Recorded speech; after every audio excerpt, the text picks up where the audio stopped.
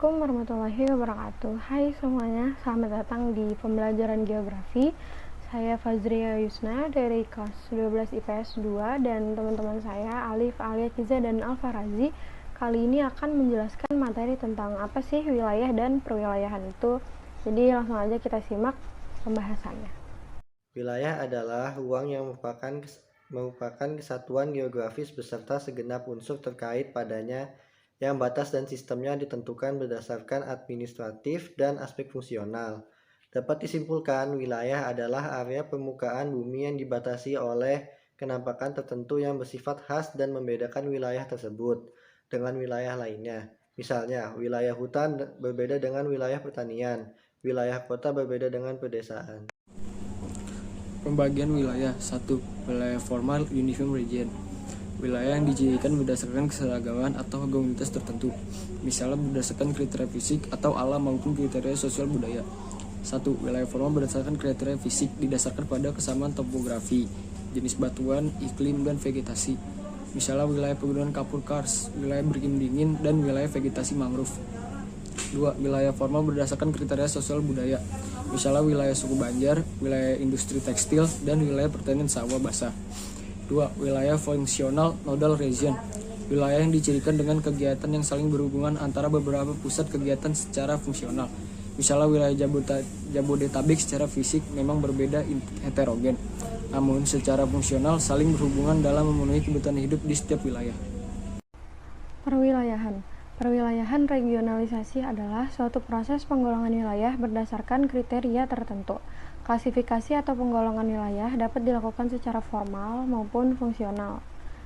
Dalam perencanaan pembangunan, pemerintah harus memahami kondisi suatu wilayah karena setiap wilayah mempunyai kondisi yang berbeda-beda. Penggolongan wilayah secara garis besar terbagi atas 1. Natural region, wilayah alamiah atau fisik berdasarkan kenampakan alami seperti wilayah pertanian dan kehutanan. 2. Single feature region berdasarkan pada satu ketampakan yaitu iklim. 3. Generic region didasarkan pada ketampakan jenis atau tema tertentu seperti hutan hujan tropis yang ditonjolkan hanyalah flora tertentu seperti anggrek. 4. Specific region dicirikan kondisi grafis yang khas dalam hubungannya dengan letak, adat istiadat, dan budaya. 5. Faktor analisis region berdasarkan metode statistik deskriptif atau dengan metode statistik analitik. Penentuan wilayah berdasarkan analisis faktor terutama bertujuan untuk hal-hal yang bersifat produktif. Manfaat perwilayahan atau regionalisasi. Yang pertama, mengurutkan dan menyederhanakan informasi mengenai keanekaragaman dan gejala atau fenomena di permukaan bumi. Yang kedua, untuk meratakan pembangunan di semua wilayah sehingga dapat mengurangi kesenjangan antar wilayah. Yang ketiga, memudahkan koordinasi sebagai program pembangunan pada tiap daerah. Yang keempat, memantau perubahan-perubahan yang terjadi baik gejala alam maupun manusia. Saya Kiza Rianti akan menjelaskan apa sih itu teori inti ganda, teori sektoral, dan teori konsentris.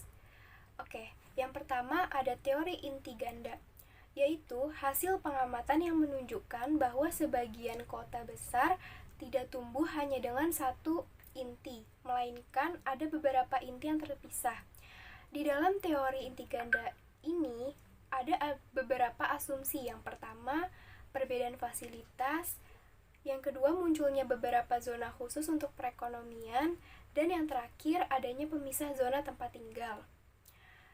Selain itu, di dalam teori inti ganda terdapat 9 zona atau susunan ruang kota. Yang pertama, zona pertama yaitu pusat kota, zona kedua daerah grosir dan manufaktur, zona ketiga pemukiman kelas rendah, zona keempat pemukiman kelas menengah, zona kelima pemukiman kelas atas, zona keenam daerah manufakturing berat, zona ketujuh daerah luar SCBD atau pusat kota, zona ke-8 pemukiman suburban, dan zona ke-9 daerah industri suburban.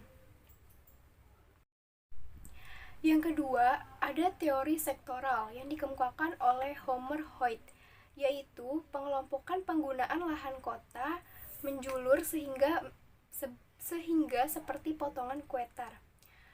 Terdapat konsep pada teori sektoral ini. Yang pertama, sektor pusat kegiatan bisnis. Biasanya kawasan ini terdiri dari bangunan kantor, hotel, pasar, bank, sinema, dan lain-lain. Selanjutnya, sektor kawasan industri ringan dan perdagangan. Yang ketiga, sektor kaum buruh atau kaum murba, sektor madyawisma atau kaum menengah, dan yang terakhir, sektor adiwisma atau kaum elit. Selanjutnya, ada teori konsentris yang dikemukakan oleh Ernest W. Burgess, yaitu manusia mempunyai kecenderungan alamiah untuk berada sedekat mungkin dengan pusat kota. Pada teori konsentris ini dibagi menjadi 6 zona. Yang pertama, ada zona pusat daerah kegiatan atau yang biasa disingkat PDK atau CBD. Yang kedua, ada zona peralihan atau transisi. Yang ketiga, ada zona permukiman kelas pekerja atau buruh. Yang keempat, zona permukiman kelas menengah. Dan yang terakhir, zona pengelaju atau zona permukiman beralih ke zona pertanian. Kutub pertumbuhan. Yang pertama dikemukakan oleh Francis Perez pada tahun 1995 asal Prancis. Proses pembangunan wilayah bukan suatu proses yang terjadi secara serentak, tetapi muncul di tempat tertentu dengan kecepatan di intensitas yang berbeda. Ciri-ciri yang pertama, keberadaan industri berskala besar. Yang kedua, keterkaitan antar industri yang cukup besar. Contohnya, industri tekstil. Kapas menjadi benang, benang menjadi kain, dan kain menjadi pakaian. Teori kedua, Adam Riedel asal Swedia pada tahun 1957. Ketika suatu wilayah mengalami pertumbuhan lebih pesat, secara spesial dia akan menjadi daya tarik dari daerah yang lainnya.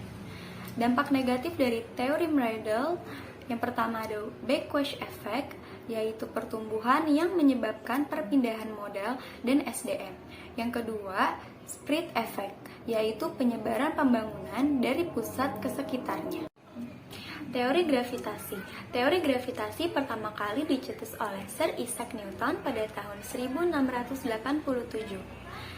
Teori ini menjelaskan bahwa dua benda yang memiliki massa tertentu akan memiliki gaya tarik-menarik antara keduanya yang dikenal sebagai gravitasi. Keuntungan. Keuntungan menggunakan teori gravitasi dan titik henti adalah dapat digunakan untuk menentukan lokasi yang tepat pembangunan suatu fasilitas sosial. Kekurangan. Diperlukan perhitungan yang akurat berdasarkan jumlah penduduk dan jarak antar wilayah. Berikut adalah contoh-contoh peristiwa yang dipengaruhi gaya gravitasi dalam kehidupan sehari-hari. Benda-benda tetap berada pada tempatnya, karena di luar angkasa, benda melayang-layang akibat tidak ada gaya gravitasi. Yang kedua, benda yang dilempar akan jatuh ke bawah. Ketiga, manusia bisa berdiri tegak di permukaan bumi. Sekian presentasi dari kelompok kami, mohon maaf apabila ada kekurangan dan kesalahan. Semoga bermanfaat ya. Wassalamualaikum warahmatullahi wabarakatuh.